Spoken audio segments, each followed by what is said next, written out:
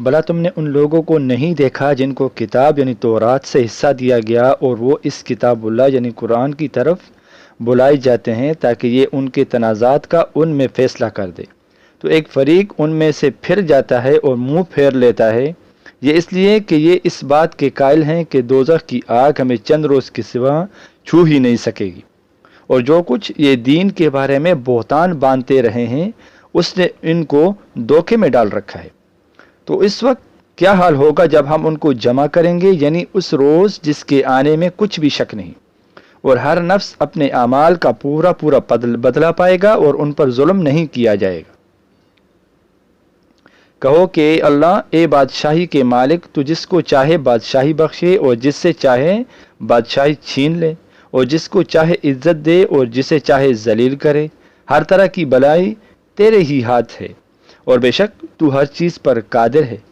تو ہی رات کو دن میں داخل کرتا ہے اور تو ہی دن کو رات میں داخل کرتا ہے، تو ہی بے جان سے جاندار پیدا کرتا ہے اور تو ہی جاندار سے بے جان پیدا کرتا ہے، اور تو ہی جس کو چاہتا ہے بے حساب رزق بخشتا ہے۔ مومنوں کو چاہیے کہ مومنوں کے سوا کافروں کو دوست نہ بنائے، اور جو ایسا کرے گا اس سے اللہ کا کچھ عہد نہیں۔ ہاں، اگر اس طریق سے تم ان کے شر سے بچاؤ کی صورت پیدا کرو تو مذائقہ نہیں، اور اللہ تم کو اپنے غضب سے ڈراتا ہے اور اللہ ہی کی طرف تم کو لوٹ کر جانا ہے۔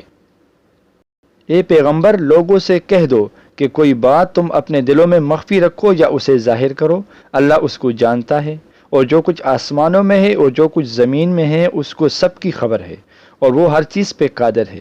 جس دن ہر شخص اپنی کی ہوئی نیکی کو موجود پا لے گا اور اپنے برائی کو بھی دیکھ لے گا تو آرزو کرے گا کہ اے کاش اس میں اور اس برائی میں دور کی مسافت ہو جاتی، اور اللہ تم کو اپنے غضب سے ڈراتا ہے اور اللہ اپنے بندوں پر نہایت مہربان ہے۔ اے پیغمبر، لوگوں سے کہہ دو کہ اگر تم اللہ کو دوست رکھتے ہو تو میری پیروی کرو، اللہ بھی تمہیں دوست رکھے گا اور تمہارے گناہ معاف کر دے گا، اور اللہ بخشنے والا ہے،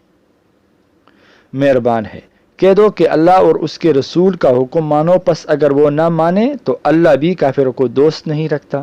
اللہ نے آدم اور نوح اور خاندان ابراہیم اور خاندان عمران کو تمام جہاں کے لوگوں میں سے منتخب فرمایا تھا، ان میں سے بعد کی اولاد تھے، اور اللہ سننے والا جاننے والا ہے۔ وہ وقت یاد کرنے کے لائق ہے کہ جب عمران کی بیوی نے کہا کہ اے پروردگار، جو بچہ میرے پیٹ میں ہے میں اس کو تیری نظر کرتی ہوں، اسے دنیا کے کاموں سے آزاد رکھوں گی، تو اسے میری طرف سے قبول فرما، تو سننے والا جاننے والا ہے۔ پھر جب ان کے ہاں بچہ پیدا ہوا تو کہنے لگے کہ پروردگار، میرے تو لڑکی ہوئی ہے، جبکہ اللہ خوب جانتا تھا جو ان کے یہاں ولادت ہوئی تھی، اور نہ ہوتا لڑکا مانند اس لڑکی کے، اور کہنے لگے کہ میں نے اس کا نام مریم رکھا ہے، اور میں اس کو اور اس کی اولاد کو شیطان مردود سے تیری پناہ میں دیتی ہوں۔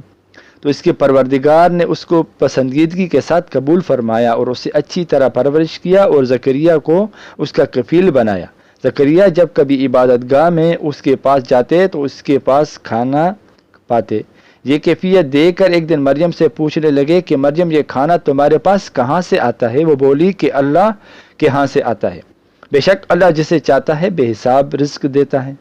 اس وقت زکریا نے اپنے پروردگار کو پکارا، عرض کی کہ پروردگار، مجھے اپنی طرف سے اولاد صالحہ عطا فرما، تو بے شک دعا سننے والا ہے۔ چنانچہ وہ ابھی عبادت گاہ میں کھڑے نماز ہی پڑھ رہے تھے کہ فرشتوں نے آواز دی کہ زکریا، اللہ تمہیں یحییٰ کی بشارت دیتا ہے، جو کلمت اللہ یعنی عیسیٰ کی تصدیق کریں گے اور سردار ہوں گے اور عورتوں سے رغبت نہ رکھنے والے، اور ایک پیغمبر یعنی نیکوکار میں ہوں گے۔ زکریا نے کہا، اے پروردگار، میرا ہاں لڑکا کیوں کر پیدا ہوگا کہ میں تو بڈھا ہو گیا ہوں اور میری بیوی بانجھ ہے۔ فرمایا، اسی طرح اللہ جو چاہتا ہے کرتا ہے۔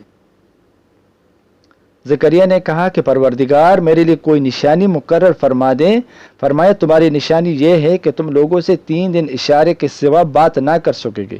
تو ان دنوں میں اپنے پروردگار کی کثرت سے یاد اور صبح و شام اس کی تسبیح کرنا۔ اور جب فرشتوں نے مریم سے کہا کہ مریم،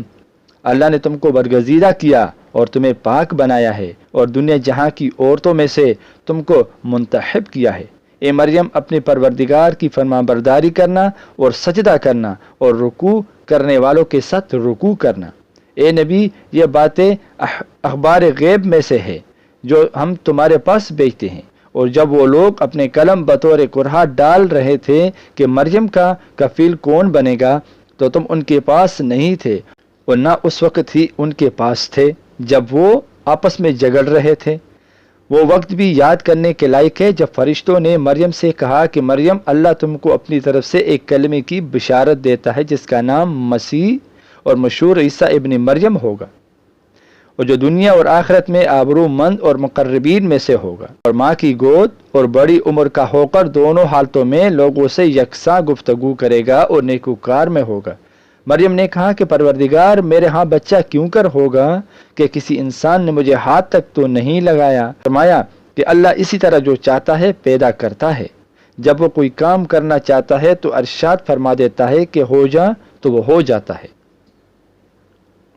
اور وہ اسے کتاب و حکمت اور تورات اور انجیل کا علم عطا کرے گا، اور عیسیٰ بنی اسرائیل کے طرف پیغمبر ہو کر جائیں گے اور کہیں گے کہ میں تمہارے پاس تمہارے پروردگار کی طرف سے نشانی لے کر آیا ہوں، وہ یہ کہ تمہارے سامنے مٹی سے پرندے کی صورت بناتا ہوں، پھر اس میں پھونک مارتا ہوں تو اللہ کے حکم سے سچ مچ پرندہ ہو جاتا ہے،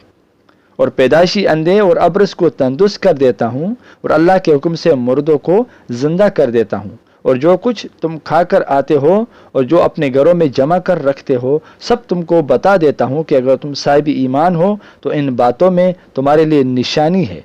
اور مجھ سے پہلے جو تورات نازل ہوئی تھی اس کی تصدیق بھی کرتا ہوں، اور میں اس لیے بھی آیا ہوں کہ بعض چیزیں جو تم پر حرام تھی ان کو تمہارے لیے حلال کر دوں، اور میں تو تمہارے پروردگار کی طرف سے نشانی لے کر آیا ہوں۔ تو اللہ سے ڈرو اور میرا کہا مانو، کچھ شک نہیں کہ اللہ ہی میرا اور تمہارا پروردگار ہے، تو اسی کی عبادت کرو، یہی سیدھا راستہ ہے۔ پھر جب عیسیٰ نے ان کی طرف سے انکار اور نافرمانی ہی دیکھی تو کہنے لگے کہ کوئی ہے جو اللہ کا طرفدار اور میرا مددگار ہو؟ حواری بولے کہ ہم اللہ کے طرفدار اور آپ کے مددگار ہیں، ہم اللہ پر ایمان لائے اور آپ گواہ رہیں کہ ہم فرما بردار ہیں۔ اے پروردگار، جو کتاب تو نے نازل فرمائی ہے ہم اس پر ایمان لے آئے اور تیرے پیغمبر کے متبع ہو چکے، تو ہم کو ماننے والے میں لکھ رہا۔ اور وہ یعنی یہود قتل عیسیٰ کے بارے میں ایک چال چلے، اور اللہ نے بھی عیسیٰ کو بچانے کے لیے تدبیر کی، اور اللہ بہترین تدبیر کرنے والا ہے۔ اس وقت اللہ نے فرمایا کہ عیسیٰ، میں تمہاری دنیا میں رہنے کی مدت پوری کر کے تم کو اپنی طرف اٹھا لوں گا اور تمہیں کافروں کی صحبت سے پاک کر دوں گا، اور جو لوگ تمہاری پیروی کریں گے ان کو کافروں پر قیامت تک فائق و غالب رکھوں گا۔ پھر تم سب میرے پاس لوٹ کر آؤ گے، تو جن باتوں میں تم اختلاف کرتے رہے اس دن تم میں ان کا فیصلہ کر دوں گا۔ اب جو کافر ہوئے ان کو دنیا اور آخرت دونوں میں سخت عذاب دوں گا، اور ان کا کوئی مددگار نہ ہوگا، اور جو لوگ ایمان لائے اور عمل نیک کرتے رہے ان کو اللہ پورا پورا صلہ دے گا، اور اللہ ظالموں کو دوست نہیں رکھتا۔ اے نبی، یہ ہم تم کو اللہ کی آیتیں اور حکمت بری نصیحتیں پڑھ پڑھ کر سناتے ہیں۔ عیسیٰ کا حال اللہ کے ندیم آدم کا سا ہے کہ اس نے پہلے مٹی سے ان کو بنایا، پھر فرمایا کہ باشعور انسان ہو جا، تو وہ ایسے ہی ہو گئے۔ یہ بات تمہارے پروردگار کی طرف سے حق ہے، تو تم ہرگز شک کرنے والوں میں نہ ہونا۔ پھر اگر یہ لوگ عیسیٰ کے بارے میں تم سے جھگڑا کریں اس کے بعد کہ تم کو حقیقت معلوم ہو ہی چکی ہے، تو ان سے کہنا کہ آؤ ہم اپنے بیٹوں اور بیٹیوں کو بلائیں، تم اپنے بیٹوں اور بیٹیوں کو بلاؤ، اور ہم خود بھی آئیں اور تم خود بھی آؤ، پھر دونوں فریق اللہ سے دعا و التجا کریں، اس طرح جھوٹوں پر اللہ کی لعنت بھیجیں۔ یہ تمام بیانات صحیح ہیں، اور اللہ کے سوا کوئی معبود نہیں، اور بے شک اللہ غالب ہے، صاحب حکمت ہے۔ بس اگر یہ لوگ پھر جائیں تو اللہ مفسدوں کو خوب جانتا ہے۔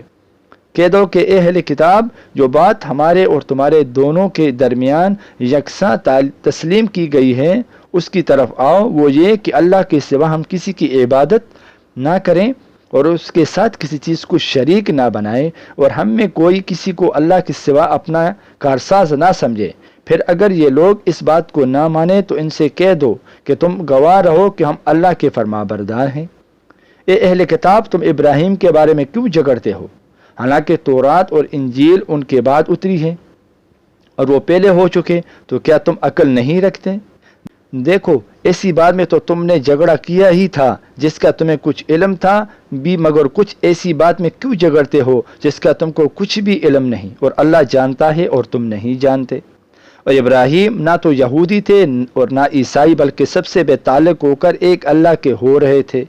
اور اسی کے فرما بردار تھے اور مشرکوں میں نہ تھے۔